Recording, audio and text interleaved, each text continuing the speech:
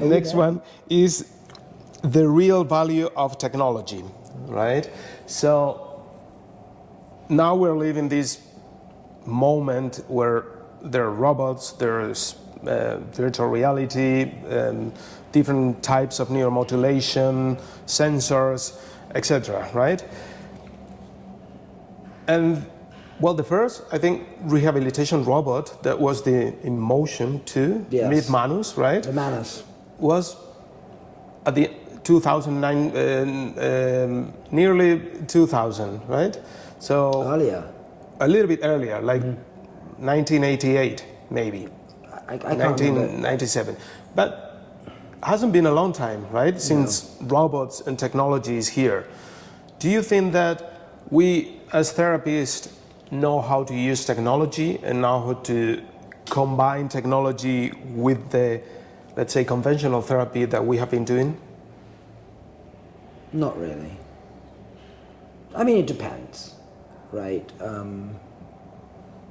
I remember when I was giving a tour to, I can't remember, on the rehab floor at Hopkins, and the therapists were pointing out the technologies that were most useful. Right? I'm trying to remember what they found most useful technology-wise as therapists. One, the first thing they showed me was the ARAT wooden kit. I said, I'm not sure that's really technology, but they really liked the wooden, you know, the kit for the ARAT, one. Two, weight support systems. Right? Three, there was a device, I always forget its name, which measured isometric forces. Right? It was basically like a very expensive dynamometer for the body, right? So technology to measure forces, weight support systems, you know, certain kits to do assessments, right? You know, and then partial body weight support systems, treadmills to a degree. That was it. Right? Those are the things where you could feasibly see that they were helping. Right? But robots, none of them were using them right. Basically, the patient would go and sit, whether it was a Manus or a Mayo, and they would do 10 minutes of gaming, right? And again, that was more sort of entertainment, but it doesn't do anything, right? And you know, you can have arguments about partial body weight support, overground walking, exoskeletons, locomat, but you know, overall, the trials have not been that positive for the big things like the locomat. Much more impressive trials for the exoskeletons and overground walking and partial body weight support, right? So it's the flashy technology they don't know how to use. The pragmatic technology they do know how to use. Mm-hmm. So I wouldn't say that therapists aren't good with their technology. They're not so good with flashy technology, right? BCI, TMS, robots, right? It's that stuff that is unconvincing. The stuff that clinics like to show to look at how advanced they are. The pragmatic technology that I've been talking about, they use them very well. Mm-hmm. Right? So I would make that distinction. But robotics was the solution for this dosage problem, right? So if you need 500, 1,000 repetitions to get better, the only way to get it is through a robot system. So basically, if I wanted to be an outstandingly good tennis player, all I need to do is get into a robot that makes me serve 1,000 times, right? Makes a forehand for me 1,000 times, and I'll be the best tennis player. Why don't athletes use robots? If repetition equals practice and practice makes you better, why aren't athletes using robots to train themselves? Why aren't they?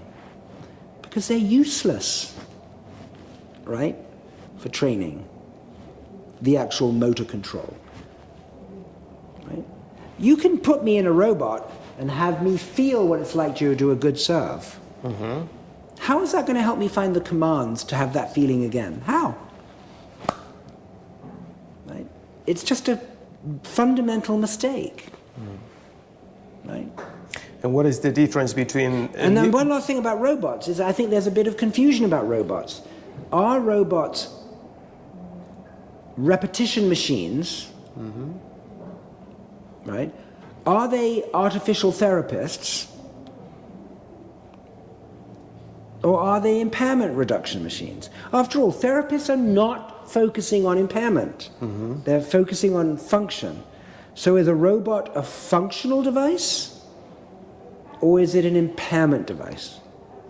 And when you go to rehab clinics, it's clear that the therapists don't know whether the robot is doing their job on function or whether it's doing an entirely separate job on impairment. You can't get an answer out of them, right? It's not their fault because the people who sell the robots don't want to make these fine distinctions. I mean, take the Manus, where you're making planar movements. How many planar movements do you make in your life? I mean, do you walk around doing this? No. Now they have it down a little bit. So then they're making the case that it's a impairment reduction that will generalize. Right? But the trials did not work out. See, so in other words, it's a perfect storm of the people who are selling the robots cynically just wanting to sell devices, hospitals and therapists thinking it looks cool, and then nobody understanding the motor control principles that by definition robots will fail. If they were the most amazing training devices, every athlete would be using them.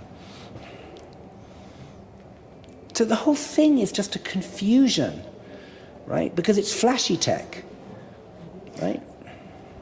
So where is the difference between neuroanimation or exercise games and robotics and other technologies? Because in exergaming you have to generate the movement yourself, right? It's not made for you. Now, we've used robots for weight support, but that's because we know that strength and dexterity can dissociate. But you can't have something do your dexterity for you. Right? I mean, I've had this argument with David Rinkensmeyer. I said, tell me exactly how your motor control is going to get better by having the dexterity done for you. How does that work? Oh, sensory motor integration, feeling. Whereas robots, for other ways of using them, I'm all for, like weight support, and there are other potential applications. But I don't know how assisted dexterity makes you more dexterous. I just don't understand. So you put me in a robot and it plays the piano for me and then I'm a good piano player? I don't get it. Right? Yeah. So technology must be used if we want to scale up high intensity, high dose impairment reduction. We just need to be very thoughtful about the technology we use. Never think about it as a substitute therapist. I think it should be focused on more for impairment reduction than activity because I think therapists do that job perfectly fine. With pragmatic use of technology. Pragmatic technologies. What do you think about these neuroanimation games, virtual reality games that are focused on daily life activities? So reproducing daily life activities in virtual environments. Well, I mean, why not just do it in real life? I don't understand. In other words, there are arguments that we've written about it where it could be useful to reproduce home environments. But those reasons are often cognitive, psychological.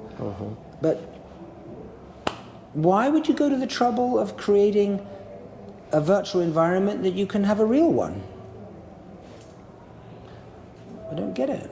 Maybe because you don't have access to that one. For example, you don't have a kitchen where you would like to practice kitchen activities. But if you don't have a kitchen, then what are you going to do when you're finished in the virtual kitchen?